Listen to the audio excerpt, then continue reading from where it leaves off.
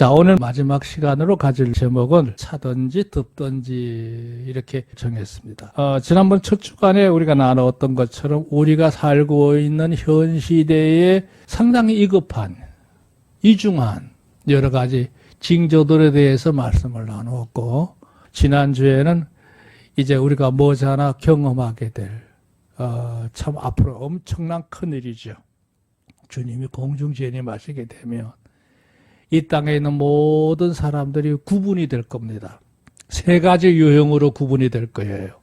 첫째 하나는요, 주님이 오심과 동시에 주를 만나는 해후의 역사를 가지게 되는 공중휴거가 되는 성도들이 한 부류고요. 그건 참 성도입니다. 두 번째 부류가 참 애석한데 그건 뭐냐? 같이 신앙생활해서 교회도 다녀, 말씀도 어느 정도 알아. 그러나 세상과 적당히 발을 담그고 살면서, 오늘 이제 다루게 될 텐데요. 이렇게 살다 보면 토하여 내침을 받는 자들이 있어요. 그 토하여 내친다는 말은 아쉽지만 안타깝지만 어쩔 수 없이 뱉어야 되는, 내쳐버려야 되는, 구분되는 대상들이 있어요. 그럼 그들은 어디로 갈 거냐? 대환란으로 들어갑니다. 대환란으로. 같이 말씀을 들었고 하나 앞에 신앙생활 해왔는데 남는 이들이 있다는 거예요. 토하여 내침을 받는 자들이 있다는 얘기예요. 그게 두 번째 무리예요. 세 번째는 뭐 안타까울 것도 없어요. 하나님 외면하고 거부하고 오히려 하나님 섬기는 사람을 괴롭히거나 소위 말하는 불신자들, 좀 더 더하면 악인들, 그들은 당연히 뭐 하나님의 예정된 모든 심판들을 다 견뎌야 되는 거죠. 다 받아야 되는 거예요. 그러니까 우리가 어떤 사람이 되어야 마땅하뇨? 그랬을 때 첫 번째 유형입니다. 자, 오늘은요, 그 첫 번째 유형에 들어가려고 하면 반드시 명심해야 될 우리 신앙의 좌우명이 있어요. 그걸 오늘 주님이 말씀하셨거든요. 아까 읽었던 것처럼 내가 내 행위를 아노니 내가 차지도 아니하고 더웁지도 아니하니. 왜 차지도 않고 더웁지도 않냐 이거죠. 내가 차든지 더웁든지 하기를 진실로 원한다. 그래서 오늘 제목이 그래서 차든지 덥든지 그랬습니다. 자, 여기 시작을 보세요. 신구약 성경의 곳곳에는 예수님의 재림, 그렇죠? 예수님의 재림에 관한 말씀이 많습니다. 구약에는 예수님의 재림도 있지만 세상 전체를 보는 여러 가지 예언들이 많죠. 그도 이제 예수님이 오셔서 행하셨던 이 초림 역사 이후에 이루어지는 성도들의 구원의 문제, 그게 신약 성경의 주된 주제입니다. 복음이죠. 그 다음에 이제 그것만 있는 게 아니라 앞으로 세상에 되어질 일들에 대해서 명확하게 세상의 종말의 문제를 다루고 있습니다. 그거는 구약에서 예언되었고 주님은 선언을 하셨고 사도들은 여기에 대해서 교훈을 덧붙였어요. 그러니까 예언과 주님의 선언과 교훈이 한데 어우러진 것이 신구약 성경입니다. 아멘. 자, 문제는 이 모든 것에 대해서 바르게 이해를 해야 돼요. 깨달아야 된다는 얘기예요. 그렇죠? 깨달았으면 뭐예요? 마음에 받아들여야 돼. 영접해야 돼. 그리고 그 말씀에 의지해서 소망 중에 바로 사는 태도가 굉장히 중요하죠. 이것보다 중요한 일은 없습니다. 우리의 스케줄에서 항상 1번은 뭐냐? 이거예요. 하나님의 뜻을 제대로 이해하고 깨닫고 받아들여서 그 말씀 따라 사는 것이 제일 좋은 방법입니다. 내 인간적인 욕심이나 또 여러 가지 세상적인 여러 가지 잔머리 굴려봐야 인생만 고단하고 휘둘리다가 그냥 내 인생 다 그냥 탈색되고 마는 거예요. 아무것도 아닙니다. 이 제일 중요한데 이걸 이제 일목요연하게 하게 성도들이 이런저런 핑계 댈 수 없도록, 뭐 핑계 댄다는 말보다도 미분명한 가운데 혼돈과 갈등 가운데서 나른하게 살지 않도록 다시 마무리하는 작업이 뭐냐? 요한계시록이에요. 요한계시록. 그래서 다시금 사도 요한을 통해서 주님께서 애타는 마음이죠. 이게 주님의 흔히 말하는 노파심이에요. 이걸 다시 이제 사도 요한에게 순서를 따라서 세부적으로 또 앞으로 되어질 모든 일들에 하나님의 청사진을 미리 보여주신 것이 요한계시록입니다. 믿으시면 아멘. 굉장히 중요하죠. 중요해요. 제가 언제 짬나면 이제 해가 바뀌면 요한계시록 강의를 한번 해봐야겠다 하는 생각을 합니다. 처음에 제가 만덕에 왔을 때 이 강의를 했어요. 몇 차례 걸쳐서 했는데 이제 하도 먼 아련한 얘기 같아서 제가 목회를 마무리하기 전에 다시 한번 하려고 합니다. 자, 두 번째 보세요. 하나님께 창조하신 이 세상은, 이 중요한 말이에요. 태초의 그 시작점으로부터 시작해서 우리가 오늘 사는 현재 이르기까지, 그리고 앞으로 이 세상이 무한정 진행되는 게 아니고 끝날이 옵니다. 이 세상이요, 마무리가 되는 날이 와요. 그건 왜 그러냐? 어쩔 수 없이 그렇게 돼요. 하나님의 계획 속에도 있지만 이 지구상에 사는 사람들에 의해서 지구는 더 이상 존재할 수 없는 상태로 모든 면에서 진행되고 있어요. 그럼 뭐예요? 결국은 이 세상에 파국이 오는 거예요. 산업 기반 시설, 생산 시설, 자연 시설, 곡식 농장 다 무너집니다. 어떤 체제가 필요할까요? 모르겠어요. 인간적으로 육신의 생애를 좀 더 보장할 수 있는 어떤 체제가 비굴한 상태에서 누릴 수 있는지 모르지만 아닙니다. 세상은 결국 파국을 향해 가는데요. 문제는 이거예요. 그 종말에 이르도록 일정한 목적과 언책과 계획을 따라, 이건 하나님의 입장이에요. 그게 계속 움직이는 생명체입니다. 쉽게 말해 뭐예요? 세상은 계속 움직이고 있다. 어떻게? 끝을 향해서. 그 파국을 향해서 계속 진행되고 있는 게 세상이에요. 그러니까 여러분 관점을 바꿔주고 싶은 건 뭐냐? 세상이 이대로 어쩌게 되겠지. 그런 건 없습니다. 세상은요, 이렇게 흘러가다가 어느 날 꽝 끝나버려요. 그날이 옵니다. 근데 참, 우리가 사는 이 현실은 그런 세상의 자락 가운데 중간 정도 있는 게 아니고 끝자락에 있다는 얘기예요. 끝자락에. 흔히 말세에 있다는 얘기죠. 그 세상의 종말이 굉장히 가까운 겁니다. 아, 요즘 세상 살만하잖아요. 무명적인 이익을 누리는 것들도 많고, 예, 먹을 것, 입을 것, 마실 것, 뭐 할 것뿐만 아니라 사람이 사는 게 얼마나 편리해졌습니까? 우리나라는 세계에서 최첨단의 나라입니다. IT 산업이 가장 발전된 나라 중에 하나가 대한민국이에요. 세계에 이런 나라가 없어요. 미국이요. 미국 가면 답답해요. 유럽이요. 정말 어수선하고 암울합니다. 우리처럼 이렇게 마음 놓고 핸드폰 들고 다니는 그런 나라가 아닙니다. 그냥 이대로 천년만년 아닙니다. 그리고 개인적으로 볼 때 우리 인생살이가 무한정 진행되는 게 아니잖아요. 아까 예배 시작 전에 이렇게 우리가 서로 교제할 때 연세 드신 분들이 이렇게 이런저런 일들로 다치시고 통증 가운데 있는 걸 생각하면 마음이 너무 아프지만 그게 우리 인생입니다. 우리가 서로 보듬고 기도해주고 위로해주고 이제 이게 우리 하늘 앞으로 일상이에요. 그 중에 저도 앞으로 포함될 거고 사람 여러분 서로 사랑하면서 아끼면서 위로하면서 우리 인생의 삶을 마무리를 잘 해야 될 줄로 믿습니다. 그러니까 세상은 끝을 향해서 움직이고 있다. 이 말을 이렇게 복잡하게 설명하고 있습니다. 자, 그 시작이 있은즉 끝맺음도 있다는 사실이다 이거예요. 그렇죠? 태초에 천지를 하나님 만드셨는데 그럼 끝낸 데가 온다는 얘기예요. 자, 문제는 어느 시대를 불문하고 하나님께서 간절히 바라시는 건 뭐냐? 어느 시대를 살았던 간에 마찬가지예요. 우리 인생의 영혼의 본향이 이 세상이 아니고 하나님 예비하신 나라가 따로 있다는 것을 우리가 제대로 깨달아야 될 줄로 믿습니다. 천성을 향해서 소망을 갖고 사는 인생이 되는 거, 이게 사람이 소유하는 의식 중에서 제일 고급진 겁니다.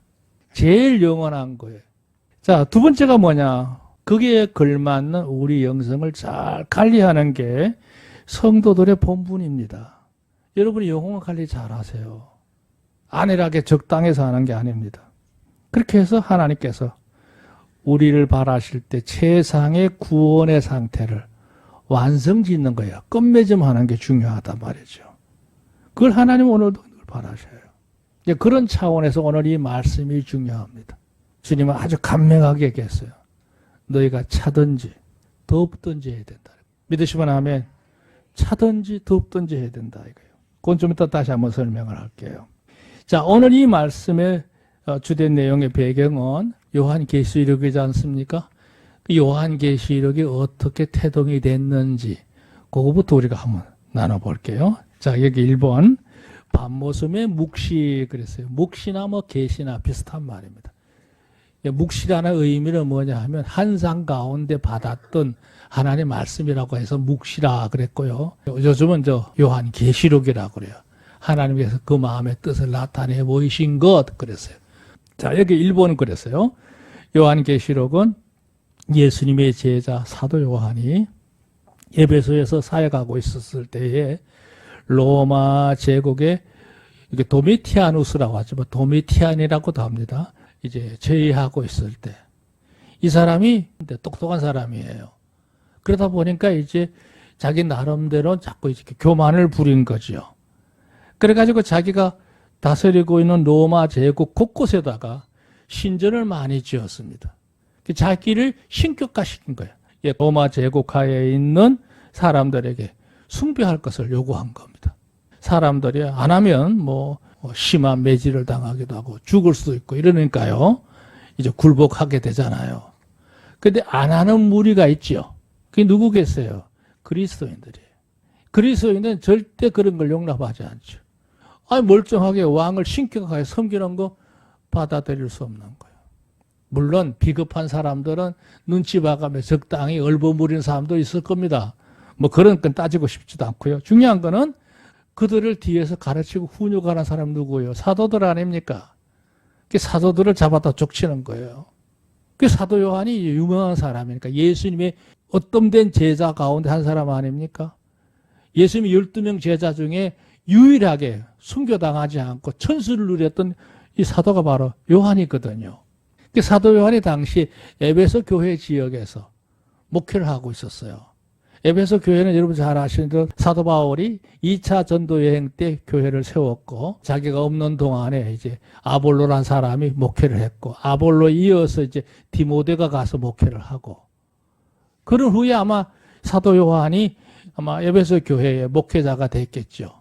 그러면서 그 주변 일대에 있는 교회들을 살피고 있는 중인데 이 사도 요한만 굴복을 시키면 그 지역에 있는 사람들을 숭배하는데 문제가 없잖아요. 그래서 로마라 불러다가 이제 압박을 한 거예요.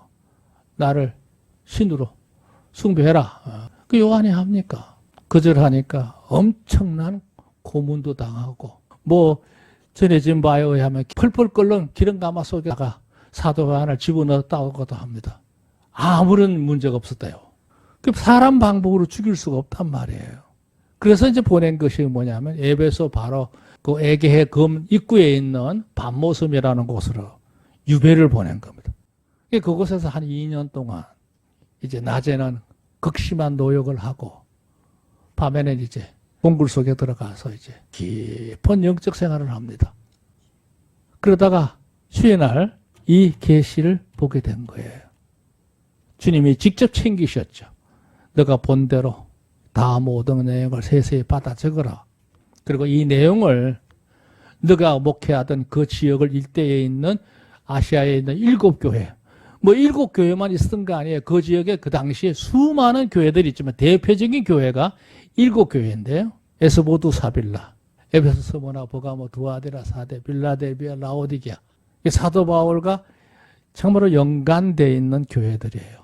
에베소에서 두란노 서원을 하면서 제자를 양육했을 때 이곳에서 길러진 사람들이 사방 곳곳으로 가서 세운 교회들이 이 내용을 그 지역에 있는 성도들도 지금 고통 가운데 있으니까 이 계시 내용을 주면서 저들의 마음에 위로하고 세움을 가지게 해라. 그 해람 편지로 만든 게 바로 요한계시록이에요. 그걸 지금 우리가 보고 있는 겁니다. 근데 이 내용이 대단한 내용인 거죠. 대단한 내용이에요. 자, 2번 볼까요? 우선 참고적으로 요한계시록을 사도 요한이 기록한 게 아니다라고 주장했던 교부들이 있었어요. 일종의 시비를 건 건데, 왜냐하면 이 내용을 다 인정하려고 하다 보니까 자기들이 교권주의에 자꾸 거슬리거든요. 그러니까 이게 이런저런 핑계를 대고 사도 요한이 기록한 게 아니고 후대 어느 사람이 조합을 한 거다, 이런 식으로 설명을 한 거예요. 그러다가 이제 나중에 신약 성경이 정교화될 때 아니다, 사도 요한이 분명히 기록한 것이 맞다. 왜냐하면 내가 기록했다고 하는 기록이 요한계시록이 4번이나 반복되고 있거든요. 그 변경할 수 없는 일이에요. 근데 지금 95년경, 96년경 이때는 기록을 했는데요. 예, 벌써 지금 세월이 한 2000년 지나왔잖아요. 그럼 이 내용대로 되느냐? 이 말씀이 맞는 거야. 그걸 우리가 역사적으로 거짓된 게 아니라고 하는 게 점차 구체화되는 거죠. 그러니까 앞으로 세상이 어떻게 되어지는데, 그럼 요한계시록 보면 돼요. 기가 막히는 거예요. 자, 2번 볼까요? 요한계시록은 예수님께서 환상을 통해서 계시의 내용으로서 곧 이제까지 사도 요한이 살았던 당시까지 되어진 일을 축소하고 현재 겪고 있는 일, 그리고 앞으로 되어질 세상 끝날까지 이루어질 일들에 대해서 주님이 그림을 보여주신 거예요. 그거를 너는 보고 들은 대로 다 기록해라 이거예요. 그리고 이제 지시하셨죠. 이거를 아시아에 있는 7 교회에다가 돌려라 이거예요. 그러니까 어려움에 빠졌던 교인들에게 앞으로 세상이 이렇게 한 치 앞도 내다볼 수 없는 암울한 가운데 진행되는 게 아니라 세상은 앞으로 이렇게 하나님의 영광 중에 이런 역사가 앞으로 도래한다, 그날을 준비해라 하는 성도 1호 차원에서 주신 말씀이라고 할 수 있는 거죠. 자, 3번. 요한계시록의 상당 부분은 이미 주시하는 바 7 계시에 대해서 계시를 하고 난 후에 하나님께서 이제 예수님을 통해서 공중 재림하시는 사건을 다루어요. 그러면 성도들이 들림받는 얘기가 5장, 6장에 나옵니다. 그러고 난 다음에 이제 7장부터는요, 저 22장까지는 뭐냐, 대환란을 거쳐서 최종적으로 하나님께서 백보자 심판을 행하시는 그 장면까지, 세상에 종결 짓는 문제까지, 아주 그거는 더 범위를 크게 해서 세세하게 많은 분량으로 다루고 있습니다. 적당한 말로 얼부무렸으면 이게 뭐 별 가치가 없는 책일 수 있는데요. 아닙니다. 특히 요한계시록 7장부터 저 22장까지는요. 한 구절 한 구절이 하나의 그림이에요. 대단합니다. 그렇게 하면서 앞으로 확정되어 있는 세상의 모습에 대해서 언급하고 있어요. 그 중요한 점은 뭐냐 하면 요 7 교회의 시대가 중요한데요. 7 교회는 당시에 역사적으로 7 교회가 있었어요. 근데 각각의 교회가 그 형편과 처지가 다 달랐고 특색이 달랐어요. 이제 그런 데 대한 신앙의 양상을 통해서 교훈하는 면도 있고요. 중요한 거는 이게 요한계시록이 단순한 교훈집이 아니고 앞으로 되어질 세상의 모든 문제를 언급한 거기 때문에 사도 요한이 이 계시를 받은 날부터 세상 끝날까지의 상황을 이 7 교회 시대와 같은 역사로 진행되는 게 아니냐. 마치 느부갓네살이 큰 신상 그림을 봤잖아요. 그 신상 그림을 본 것처럼 이 7 교회 시대를 통해서 세상이 이런 모양으로 영적 상태가 변해간다는 사실을 주님께서 보여주신 그림이 바로 이 7 교회 그림이라는 거예요. 그 옆에 보면 도표가 나왔잖아요. 에베소 교회 같은 경우에는요, 그 의미가 인내란 뜻이거든요. 이 교회는 사도 바울이 두란노 서원을 통해서 말씀 훈련을 잘 가르쳤기 때문에 복음적인 교리적으로는 제일 탄탄한 교회예요. 이 교우들이 많이 배웠고 확신이 있어요. 그 당시에 그 에베소 지역이 굉장히 우삼이 범람한 지역임에도 불구하고 뭐 영지주의라든지 이런 것들이 공격을 했지만 그 모든 것에 다 대처할 수 있어요. 교리적으로는 굉장히 반듯한 교회입니다. 그랬던 교회가 교회 역사가 이제 10년, 20년, 30년 쭉 진행될 거 아니에요? 그런 가운데 그 처음에 예수 복음을 정접했던 뜨거웠던 심령들이 서로 나누었던 마음들이 가서 늘어지는 거예요. 그 책망하죠. 너희가 처음에는 참 좋았다. 그리고 나중에 보니까 처음 사랑을 상실했다는 거예요. 초대교회 당시의 모습을 얘기하는 거예요. 그래서 이거는 이제 연대적으로 말하면 오순절 역사부터 예루살렘 성이 함락에 대해서 흩어질 때까지 역사가 아니겠느냐. 보통 이제 1세기를 잡고 있어요. 그 다음에 서머나 교회, 서머나라고 하는 말은 접을 짠다, 모략이다, 쓰다 뭐 이런 의미를 갖고 있어요. 예, 그 지역이 그랬겠죠. 핍박이 아주 극심했어요. 근데 이 성도들이 예, 그 엄청난 어려움을 겪으면서도 신앙적으로 흔들리지 않고 신앙을 지켜냅니다. 그 박해 속에서도 신앙을 지키는 귀한 교회예요. 그 이 교회는 책망이 없어요. 너희가 환난 가운데 곰핍하지만 실상은 참으로 마음은 영적으로 부자인 교회다. 그러면서 주님이 칭찬하시는 장면이 나와요. 그러면서 이제 유명한 말이죠. 그런 고난을, 어떤 고난을 당하지 두려워하지 말고 목숨을 다해서 충성하라. 그러면 내가 생명의 면류관을 내게 주리라 그랬잖아요. 할렐루야. 이 서머나 교회입니다. 이게 이제 역사적으로 말하면 예, 초대교회 이후에 이제 교부 시대를 지나면서 로마 제국에 의해서 교회가 핍박받기 시작합니다. 갈수록 심해집니다. 기독교인들을 계속 핍박합니다. 그렇게 해서 305년까지 박해가 끝나지 않았어요.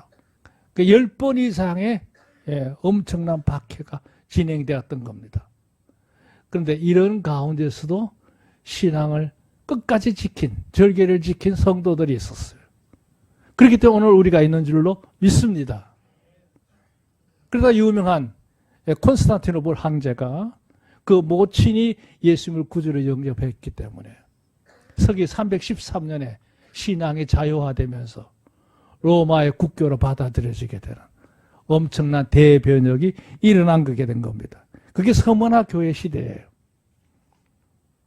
뭐 여기에 대해서 하고 싶은 얘기가 굉장히 많지만 넘어갑니다.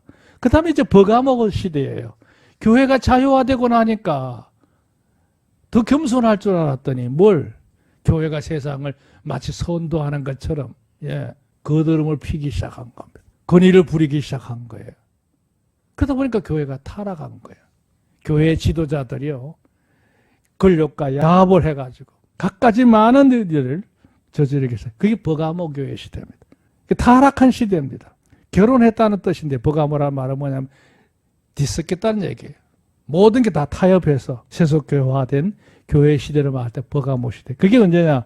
314년부터 600년까지 이게 절정에 올라옵니다. 이제 그게 이제 기반이 돼가지고 이루어진 게 두아데라 교회 시대. 이걸 이름하여 종교 암흑 시대라고 그래요.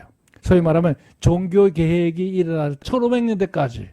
거기서 이제 종교 개혁이 일어났는데 아쉬운 점은 복음에 대해서는 개혁을 이루었지만 그 나머지 기본의 모든 교권주의적인 체제는 그대로 가지고 있어요. 지금도 개신교들이. 이런 과정에 제일 핍박받은 교단이 침례교단입니다. 초대교회 신학을 가지면서 성경적으로 살고 했던 무리들이 수천만 명이 억울한 죽음을 당했습니다. 자, 거기에서 내 얘기 안 할게요. 그러니까 1500년대부터 한 1750년도. 이때 이제 많은 교파들이 생겨요. 루트교, 장로교, 뭐 감리교 이렇게 해서 생겨나요. 물론 나중에 이제 침례교도 생기게 되고요. 이렇게 되는데요. 문제는 뭐냐?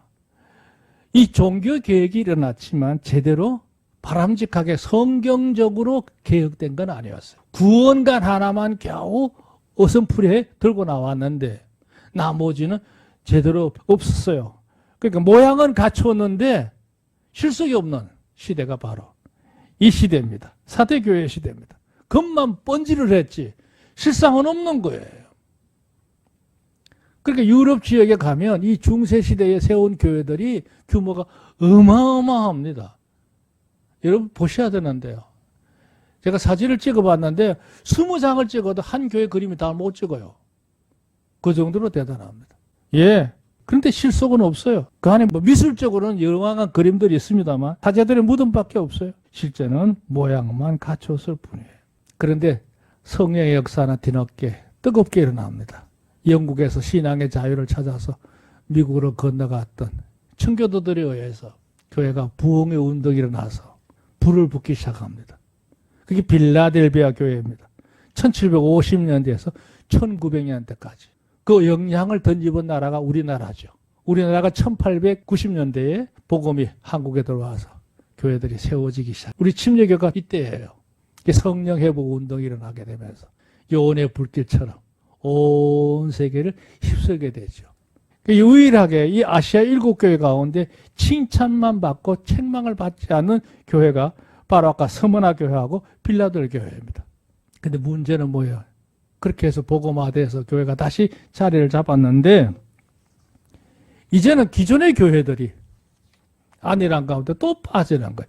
마치 사사시대의 쳇바퀴 도는 것처럼 다시 이제 서머나 교회, 두아디라 교회 시대로 돌아가는 양상이 이 말세 교회라는 거죠. 그게 이름하여 라오디게 교회 시대입니다. 그 1900년대 이후에 현재까지의 모습. 이건 뭐냐?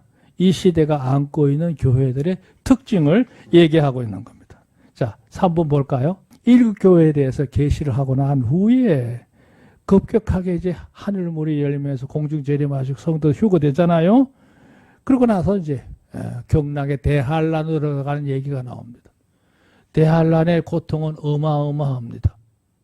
언제 기회가 되면 설명할게요. 4번 요한계시록의 가치는 모든 걸 다 담고 있어요. 종합선물이에요. 이게 다 담고 있어요. 그러니까 중요한 점은 여기서 얘기할게요. 요한계시록에 최근에 뭐 천국 갔다 왔다는 둥 뭐 어쩌다는 둥 해가지고 헛소리 하는 사람들 많죠? 그럴 필요 없는데 그냥 안타까워요. 요한계시록만 있으면 돼요. 앞으로 세상의 모든 사안은 처신을 하는 데 있어서 조금 더 부족함이 없는 줄로 믿습니다. 자, 두 번째 보세요.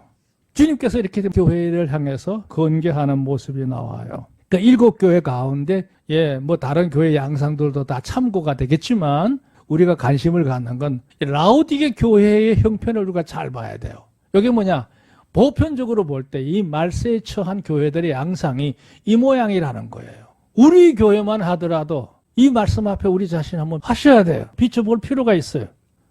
제가 마음속에 아주 절감함을 느낍니다. 그러니까 이제 여기에 대해서 이런 현상에 대해서 경각심을 가지게 되고 바로 깨닫는다 이거예요. 경계해야 되고 거기에 대해서 우리가 내 자신을 바로 고쳐가는 경성하는 과정이 필요하다 이거죠. 이 라오디게 교회. 이 라오디게 교회는요. 에베소 교회로부터 한 100마일 그러니까 거리로 말하면 한 160km 동쪽 지역의 라오디게입니다. 고대 도시인데요. 굉장히 상업적이고 금융 중심적이고 무역업이 발달해 있고 지금도 그 유적태가 그대로 남아 있습니다. 제가 현장에 가봤는데 대단한 도시입니다. 그리고 이제 이 라오디게 교회로부터 한 11km 정도 거리에 있는 파묵갈레가 바로 히에라폴이거든요. 그게 이제 저쪽 서북 방향이죠. 그 방향에 파묵갈레가 있어요. 근데 그 파묵갈레는 유명한 게 뭐냐면 휴양의 도시예요. 그 뜨거운 물이 땅에서 올라오니까 그 물을 이제 라오디게 지역까지 수로를 만들어 가지고 골짜기는 이제 다리를 놔 가지고 육교처럼 만들어 가지고 말이죠. 그 물을 받아서 라오디게 사람들이 사용을 했어요. 근데 온천물이 아무리 뜨겁게 나와도 그 물이 그 다리를 타고 수로를 타고 오는 동안에 다 식어버릴 거 아니에요. 그 덥지도 않고 차지도 않아 이거는. 그런데 이 라오디게 교회에서 다시 이쪽 동쪽 방향으로 한 6, 7km 골로세라고 하는 산간 마을이 있어요. 그 골로세는요 산악 지역인데 아주 청량한 좋은 물이 나는 지역이에요. 여기는. 그걸 이제 빗대서 한 말이에요. 덥든지 차든지 해야지. 미지근하면 뭐 하게 되겠느냐. 그렇게 이제 묘사한 말인데요. 여기 경고지요. 네 행위를 내가 안다. 내가 차든지 덥든지 해라. 이게 차다는 말은 뭐냐면은 이게 성령의 뜨거움을 체험하기 전에 먼저 이지적으로 바른 깨달음을 가지고 아주 분명하게 그 마음에 확신을 하고 깨달아지는 맑은 정신 상태를 말할 때 그걸 차든지 그래요. 우리가 찬물을 마시면 정신이 맑아지잖아요. 그거와 똑같아요. 그러니까 하나님의 말씀을 제대로 깨달아서 확신하고 고백하는 그런 과정이 이제 필요하다는 거죠. 처음에는 의문을 품었지만 자세히 보니까 판단해 보니까 그게 정말 귀한 거거든. 그 진심 어린 마음의 고백이 있는 걸 차다하는 뜻이에요. 차다. 덥다는 말은 뭐예요? 그걸 알 이상 내 마음속에 감동이 밀려오잖아요. 감사함이 생기잖아요. 마음이 뜨거워지는 거예요. 열정이 생기는 거예요. 그래서 무슨 일이든지 주님의 일에 대해서 열심을 다해서 헌신하고 복음 전도하고 애쓰는 걸 말할 때 덥다는 표현을 쓴 거예요. 믿으시면 아멘. 그러니까 여러분이 하나님의 말씀을 깊이 깨닫든지 아니면 영적으로 뜨거운 생활을 하든지 해야 된다는 거예요. 근데 미지근하다는 말은 뭐예요? 늘어졌다는 뜻이. 안일하다는 얘기예요. 태만하다는 얘기예요. 그건 안 된다는 거죠. 그걸 이제 줄여서 하는 말이 미온적 신앙의 문제라는 거예요. 덥지도 않고 차지도 않은 거죠. 회개도 없고 용단도 없고 열심이 없는 상태가 이게 미온적인 거예요. 흔히 말하는 매너리즘이야. 그냥 형태는 가지고 있는데 그 마음에 뜨거움이 없어. 그 다음에 포만적 신앙이야. 포만적이란 말은 뭐냐면 난 부족한 게 없다. 내가 알 거 다 알아 하는 거예요. 자기 주장을 펼치면서 어떠한 쪽으로 치중해서 외골수로 하나님을 섬기는 사람들도 있어요. 이거 다 잘못된 거예요. 그리고 무엇을 잘못된 걸 지적해줘도 고치지도 않아. 아집에 있는 마음. 이거 다 포만적 신앙이에요. 이 두 흐름에 빠지면 안 됩니다. 신앙은 바로 서야 될 줄로 믿습니다. 그래서 견고한 말이 뭐예요? 너는 불로 연단을 사서 부요하게 하라. 금이 귀하잖아요. 근데 금이 그냥 나는 게 아니라 돌 속에 금이 있단 말이에요. 그럼 돌을 부셔야 되잖아요. 그리고 그걸 갖다 아궁이 불 속에 집어넣어 가지고 녹아야 돼. 그러면 그 금만 녹아서 나오잖아요. 나온 걸 다시 또 재련을 하다 보면 불순물 제거하는 게 마지막으로 나온 게 순금이잖아요. 순금. 그것처럼 신앙생활은 늘 자아를 깨가면서 날마다 말씀을 통해서 연단하고 연단을 해야 비로소 금과 같은 신앙, 믿음이 나온다는 거예요. 금 같은 믿음. 돌에서 금을 취하듯이 너 자신을 단련하지 않으면 영적으로 절대 금 같은 신앙이 될 수 없다는 거죠. 두 번째, 흰 옷을 입어서 수치를 면하라 그랬어요. 흰 옷의 반대는 뭐예요? 더러운 옷이지요. 오물이 가득한 옷. 그런 상태로 살면 안 된다는 거예요. 예수 십자가로 구원받은 성도들이 세상 사람들보다 못한 처시로 살아서 되겠느냐. 너의 삶 속에 추한 행동을 다 벗어버리고 깨끗하게 살아야 된다. 이 말을 의미하는 거죠. 안약을 사서 눈을 바라보게 하라 그랬어요. 그 무슨요? 내가 세상을 바라보는 눈을 하나님 눈으로 봐야지. 사람의 눈으로, 인간의 욕심된 눈으로 세상을 보지 말라 이거예요. 판단하는 눈 자체를 고치지 않으면 안 된다는 거죠.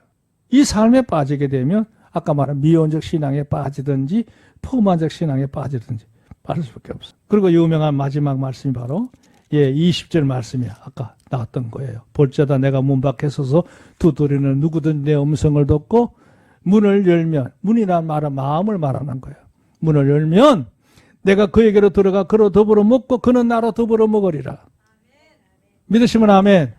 중요한 말입니다. 이기는 그에게는 내가 내 보좌에 함께 앉아주기를 내가 이기고 아버지의 보좌 앞에 앉은 것 같이 하리라. 이게 무슨 말이냐면요.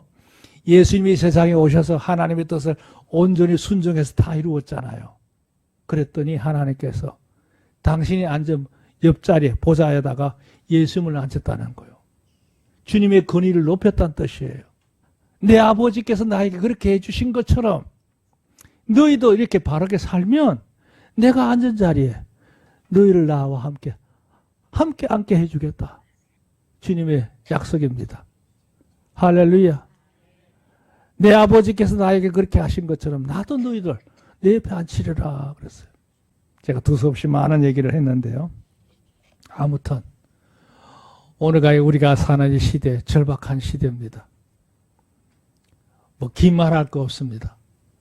아주 간명하게 얘기해서 차든지 덥든지 양당 간에 우리의 삶의 모습이 아름답게 진보되어야 될 줄로 믿습니다. 하나님의 축복이 늘 함께 하시기를 주님 축원합니다.